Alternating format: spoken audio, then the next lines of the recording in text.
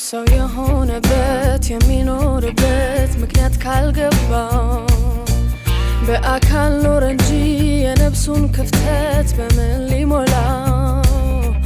ኑሮን ለማሸነፍ ሮጦ ሮጦ ቢደርስ ከግቡ ተሳካለት ቢባል ሀሳቡ ሞልቶ እንዲያው ለደንቡ ግን ይሄ አይደለም የህይወት ትርጉሙ።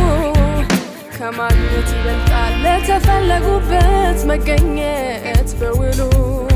ሀብትን ለማካበት ከመባዘን ይልቅ ለምን እንደምንኖር በተጋን ለማወቅ። ለምንድነው የምንኖረው? እስትንፋሳችን የሚቀጥለው ዘመን ሲጨመር በእድሜያችን ላይ ለሰራን ጌታ እንድንሰራ አይደል? ለምንድነው የምንኖረው? እስትንፋሳችን የሚቀጥለው ዘመን ሲጨመር በእድሜያችን ላይ ለሰራን ጌታ እንድንሰራ አይደል?